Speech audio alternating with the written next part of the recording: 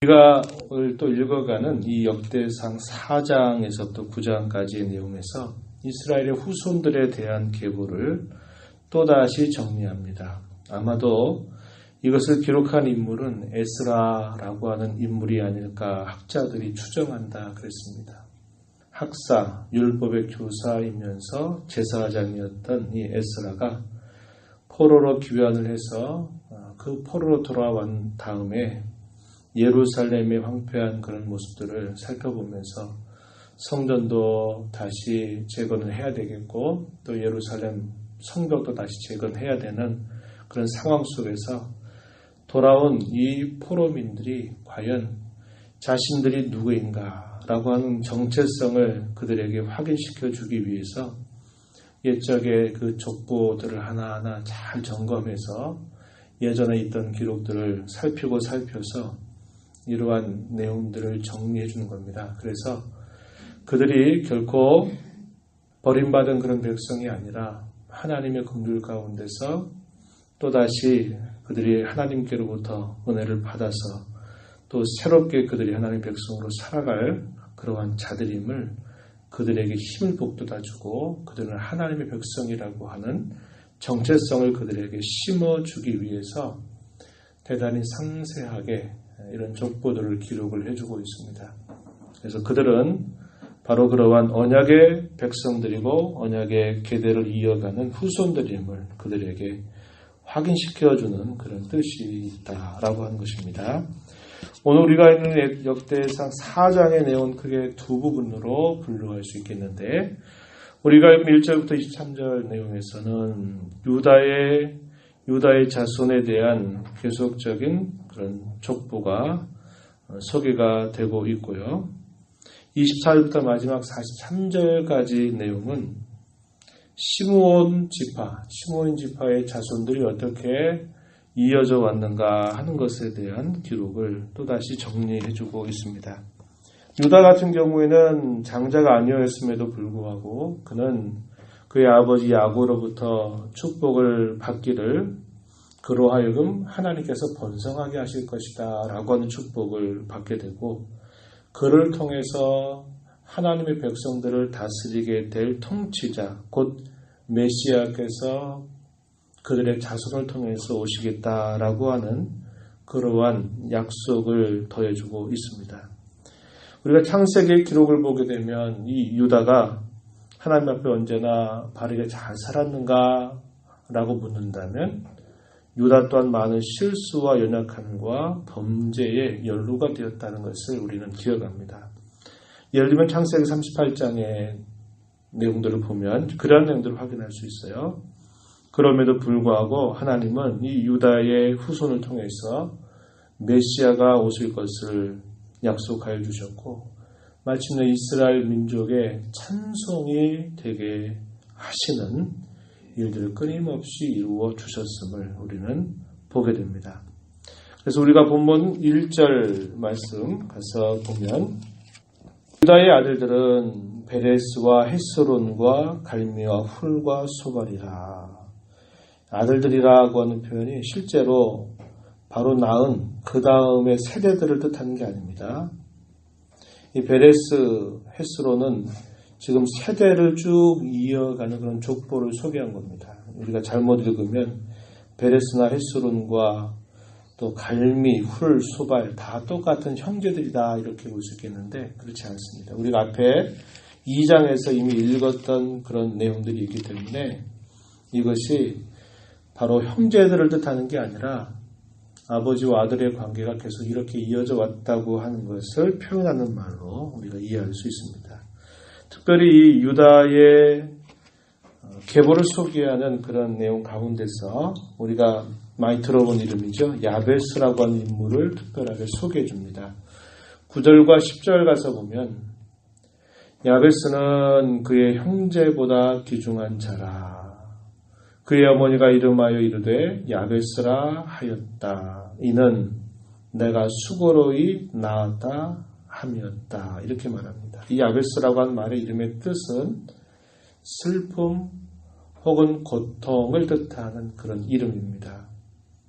왜냐하면 그의 어머니가 그를 낳을 때 대단히 이 아이를 힘겹게 낳았다는 겁니다. 그래서 그가 불구를 가지고 있었는지는 잘 모르겠지만 그러나 그의 인생이 슬픔과 많은 고통으로 뒤덮여 있었던 그러한 삶을 그가 살고 있었다는 것을 보게 됩니다. 그러나 그는 유다의 자손에 속해 있었던 인물이고 그의 자손 속에 결국 메시아라고 하는 그런 계보가 연결되고 있다고 하는 영예를 누렸을 뿐만 아니라 자신의 인생 가운데 드리워져 있는 이 슬픔과 고통의 문제를 그가 다른 그 어느 누구가 자기를 도울 수 있는 자가 없기에 하나님을 향해서 하나님만 오직 나에게 도움이 되십니다. 내 인생 속에 드리워져 있는 이런 슬픔과 고통의 문제는 그 어느 누구가 대신해 줄 수 있는 일이 아니라 오직 하나님만이 도와주실 수 있는 일입니다. 라는 그런 마음을 가지고 그가 하나님 앞에 오직 그분만을 바라면서 그 하나님 앞에 기도하였고 그 기도한 내용을 하나님께서 들으시고 허락하셨다라는 말씀을 덧붙여 줍니다. 10절 말씀해 보세요. 주께서 내게 복을 주시려거든 나의 지역을 넓히시고 주의 손으로 나를 도우사 나로 환난을 벗어나 내게 근심이 없게 하옵소서. 주님께서 내게 복을 주시려 하신다면 내 지역을 넓혀 주시옵소서. 주의 손으로 나를 도와주셔서 나로 환난에서 벗어나게 해 주시옵소서. 내게 근심이 없도록 나를 인도하여 주시옵소서. 이렇게 하나님 앞에 기도를 올렸다 표현됩니다. 이것은 그가 단 한 번 하나님 앞에 이렇게 기도했더니 하나님이 이 기도를 들어 응답하셨다. 그렇게 보기 어려운 일입니다. 그의 생애 가운데서 얼마나 많은 그런 과정들 속에서 하나님을 바라보고 의지했고 하나님만이 진정한 도움이 되신다고 하는 것을 그가 바라보고 아뢰었겠습니까? 하나님께서 그의 간구를 허락하셨다 이렇게 말합니다. 하나님이 그가 구하는 것을 허락하셨더라 이렇게 말합니다. 그래서 우리가 이러한 내용들에 대한 소개를 통하여서 하나님 앞에 자신의 연약함과 부족함과 자신의 삶 속에 드리워져 있는 많은 고통과 슬픔이 있을지라도 하나님만이 진정한 도움임을 바라보면서 하나님을 향해서 의지하고 바라고 그분께 모든 소망을 두는 자들에게 하나님은 그러한 처지 가운데 있는 자기 백성들을 도우시고 긍휼히 여기시고 함께 해주시는 분이시다 라는 것을 우리에게 잘 가르쳐 주고 있는 것입니다.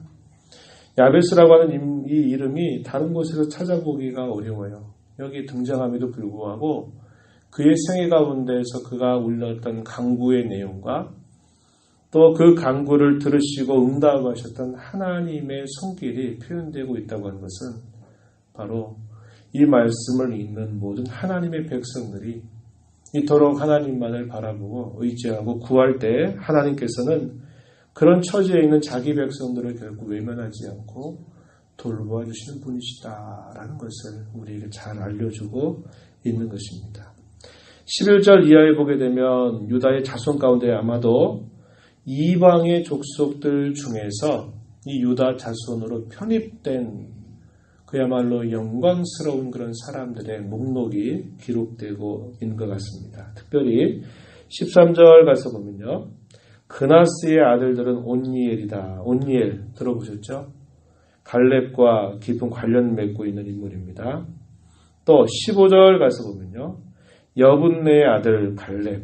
우리가 앞에서 읽을 때 등장했던 이 갈렙이라고 하는 인물, 앞에서 읽을 때는 그 갈렙은 여기서 말하는 이 여분네의 아들 갈렙, 여호수아의 아주 신앙에 좋은 동료였던 갈렙을 뜻하는 말이 아니라고 그랬습니다. 그런데 여기서 등장하는 사람은 실제로 여호수아의 좋은 신앙의 동료 역할을 했던 사람. 가나안 땅을 정탐하는 정탐꾼으로서 들어가서 그 가나안 땅의 환경을 돌아보지만 믿음의 눈으로 그 가나안 땅을 바라보면서 그들은 다 우리의 밥이다. 우리가 그들을 두려워하지 말자. 라는 편에 서서 이스라엘 백성들에게 신앙의 소식, 믿음의 소식을 그들에게 알려주었던 인물이죠. 실제로 가나안 땅을 정복해가는 과정에서 높은 산지에 많은 강한 민족들이 있는 그곳을 자기에게 달라라고 말하죠. 이 산지를 내게 주옵소서. 내가 여전히 나이가 있지만 하나님이 나와 함께 하셔서 여전히 나는 힘이 강하고 나는 이 땅을 점령할 수 있겠다. 그러면서 헤브론 산지를 요구하였던 이 갈렙입니다. 근데 이 사람의 출신을 보면 이 사람이 원래 유다 지파 사람이 아니에요.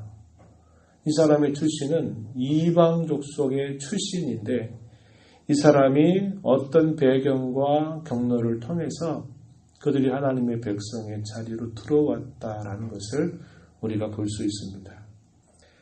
여기 온니엘이라고 하는 인물이나 이 여분네 아들 갈렙이라고 하는 인물은 출신 자체가 그렇게 좋은 출신이 아니지만 그들은 믿음을 통하여서 하나님의 약속의 말씀을 부여잡고 신실한 믿음의 사람들이었다라는 것을 보여주었던 인물입니다.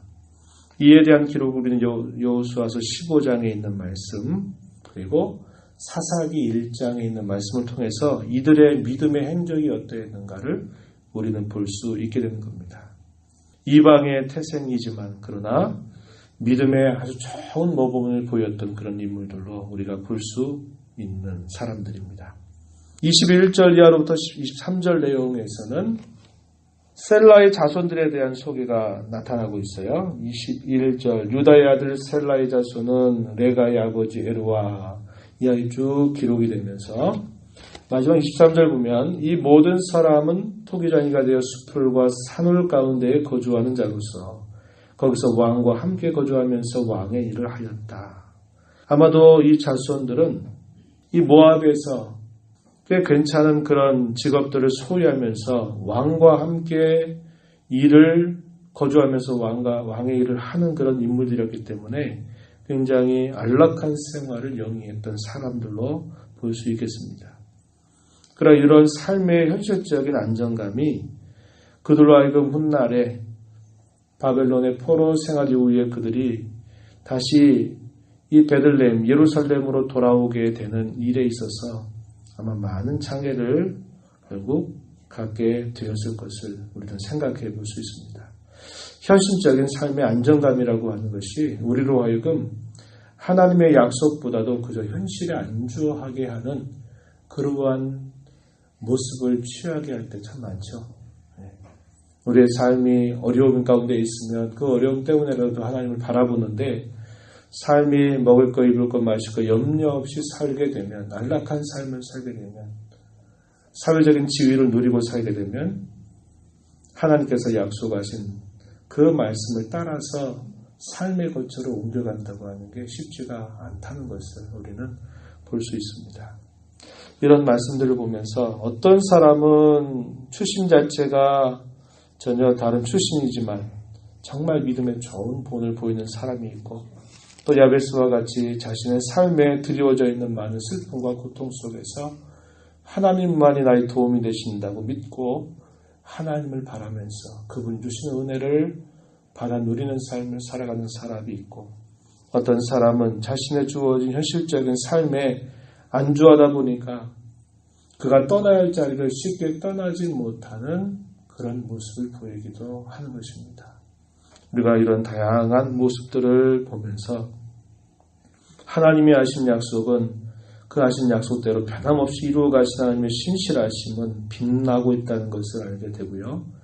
한번 받은 우리의 인생의 걸음을 어떻게 살아가야 될까 우리는 또다시 하나님 앞에 생각하는 자리가 되어야겠다는 겁니다.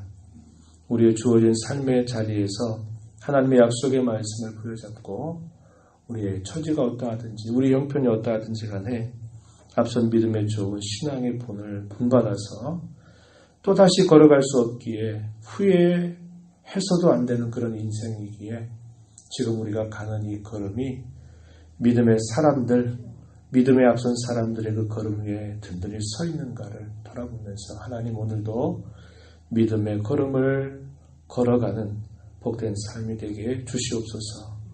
한번 가는 우리의 생의 걸음이 실수와 연약함과 얼룩으로 드리워지는 삶이 아니라 하나님께서 보시기에 아름답고 귀하고 값진 삶을 살아가는 우리 모두가 되게 해주십시오. 이렇게 기도하면서 또 이 하루를 힘차게 살아가게 되기를 축복합니다.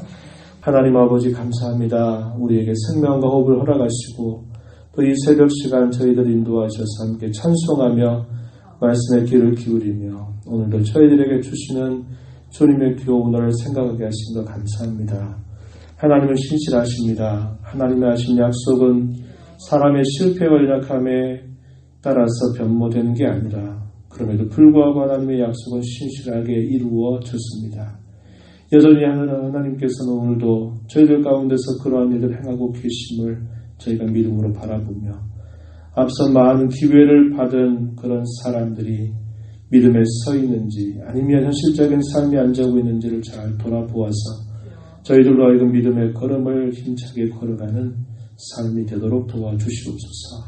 은혜의 보좌 앞에 나와 간구하오니 저희들을 도와주시고 오늘 하루 주님과 더 가까이 친근하게 주어 동행하는 삶을 살아가도록 이끌어 주시옵소서. 예수님 이름으로 기도하옵나이다. 아멘.